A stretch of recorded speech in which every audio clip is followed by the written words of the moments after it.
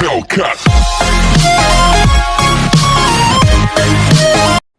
Friends, நம்ம இன்றைக்கி பஞ்சு போல் இட்லி எப்படி செய்கிறதுன்னு பார்க்கலாம். அதுக்கு தேவையான பொருட்கள் பார்க்கலாம். இன்றைக்கி இதில் இந்த படியில் 4 படி இட்லி அரிசி நம்ம சேர்த்துக்கணும். இந்த படியில் உளுந்து 1 படி வச்சுக்கணும். ஆளுக்கு 1. வெந்தயம் 2 ஸ்பூன் அது கூட சேர்த்துக்கலாம். 2 மணி நேரம் எல்லாம் ஊறட்டும், அதுக்கப்புறம் அரைக்கலாம். கிரைண்டர் கொஞ்ச நேரம் சும்மா ஓடட்டும். உளுந்துக்கு மேலே தண்ணி இவ்வளோ இருக்கணும், பார்த்துக்கலாம். உளுந்து போடுறேன்.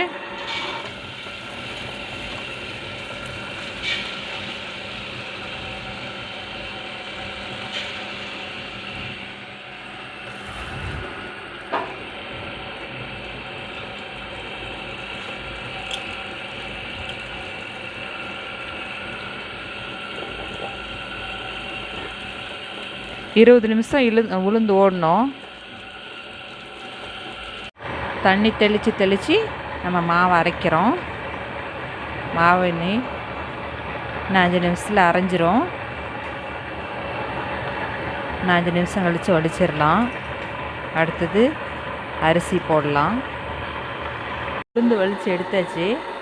நம்ம இப்போ அரிசி போடலாம்.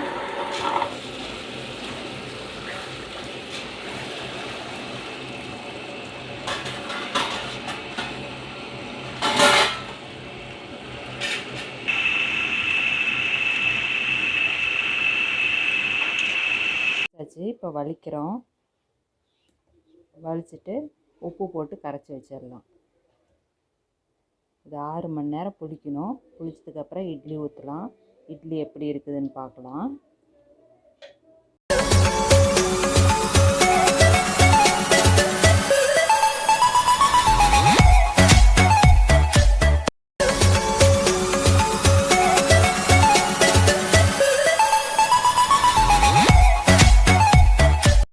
இட்லி பாத்திரத்தில் கொஞ்சமாக தண்ணி ஊற்றி வச்சாச்சு.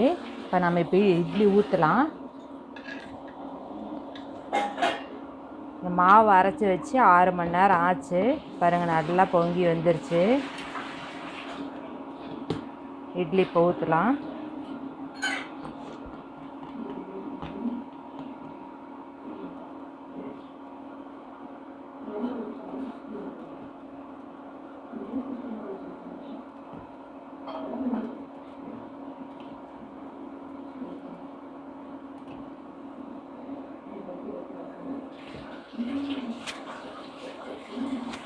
இட்லி ஊற்றியாச்சு. நாம் இட்லி பாத்திரத்தில் வச்சுட்டேன். இப்போ மூடி போட்டுடலாம். மூடி போடுறேன். 20 நிமிஷம் வேகட்டும்.